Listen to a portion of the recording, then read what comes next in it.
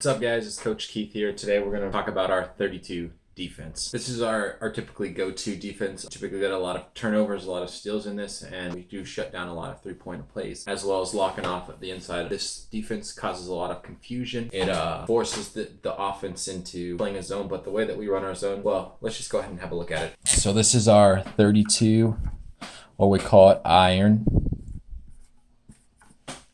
defense. Can't really spell, but hey, whatever. We stick one guy here, one guy running the middle, one guy over there, and then two guys on low post. So we're in a 32. However, what changes is what their jobs are. Typically what you see with this is we'll probably see something like that, which is great. So if ball's here, what we want is this guy, he is going to play the ball here.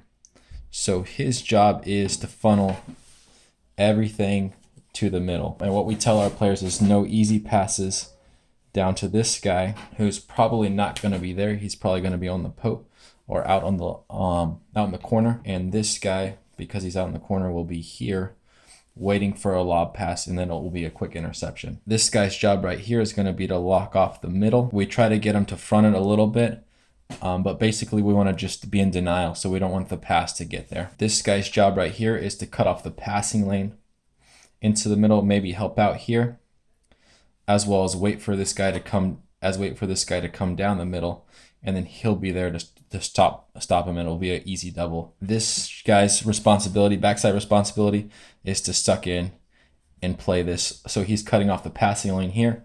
And then if there's a pass over here, he's quickly to get back out and force him back down to the middle. So what this does is it makes the defense or the offense only have one option to pass the ball. The only place that they can pass the ball is back over to this guy. And say that this guy they do try to get a little bit smart on us and figure out that we're only forcing them back to the middle, and he gets out wide. The pass goes from here to there, and this guy now has the ball. These two guys work on piston, so they do this the entire defense, and this guy will do this on this side. This guy's job is to get out here and play that, and we don't let him dribble down the side or pass down the side without a lob pass. So his job is to force him down this way. We create a funnel. Our center guy comes over, helps out here. Basically, this guy's job is to bring him into here, create a double. This guy comes and cuts off from the backside. This guy pops out over here, leaving the middle guy exposed for a little bit.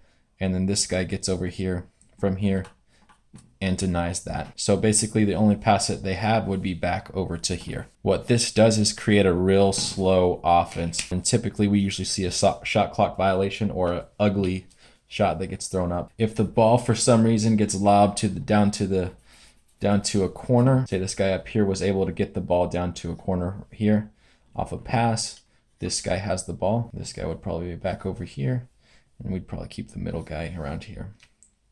If that were to happen, our low post guy that was playing out here, his job is to funnel him baseline. What we want is him to get out and play this and push him in here. And this is actually really good, because typically you want your best defender or your best shot blocker to play this middle spot. His job is to piston this way. So ball's low, he's low. Ball's up here, he's up here. Or actually here. He really never comes outside of the three-point line unless the ball is top middle. Then he can come play it a little bit. This defender is still pushed out a little bit, helping there. Our backside defender is actually all the way over here, still locking the middle off. And then our middle guy, that usually plays up here, is down here, waiting for this guy to be forced baseline. Then we're gonna catch him about in this area here. The X that was over here, he's gonna be in here.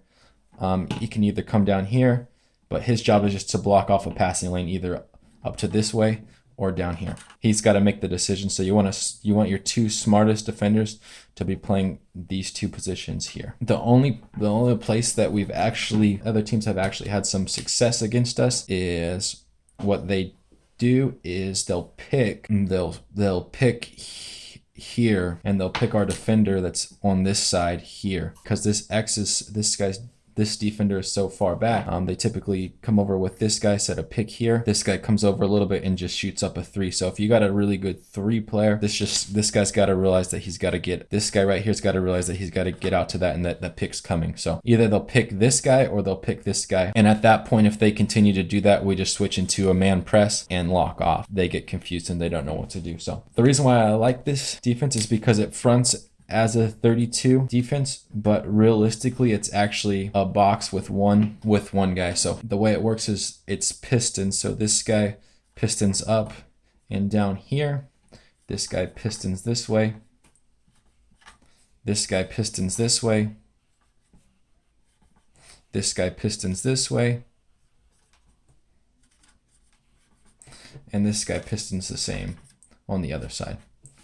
So it's a lot of moving parts, but it's pretty easy and pretty obvious for you to understand. The thing that I like the most about this defense is it does something that most teams are not used to, which is give the offensive ball handler the middle of the court for a certain time. It's almost like they would come running in, because that's what you're supposed to do is come to the middle, and then they see this.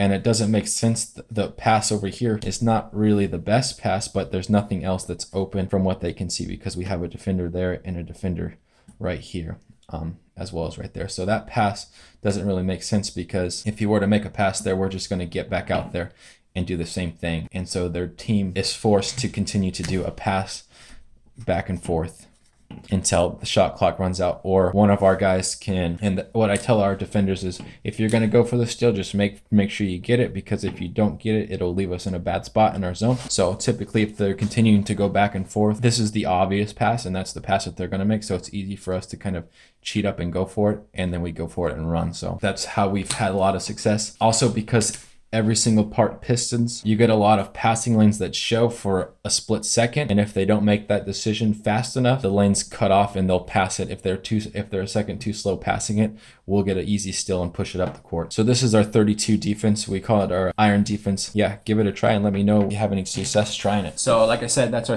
32 defense. It mimics as a 3-2, but it's more of a 2-1-2. That's our opening defense. We typically use that against teams that can shoot threes, or if we need to slow down a team, or if we want to give them a look that's kind of confusing. So that's our go-to. It typically helps us put some quick points on the board, helps us get some quick turnovers, and also gives our guys a real good breather. They don't have to do a lot of moving in that defense. So anyways, give it a try. Let me know what you guys think. Go ahead and comment down below if you guys see any ways that you think an offense could beat it. And other than that, go ahead and smash that like button. Thank you very much, and be on the lookout for my another basketball video.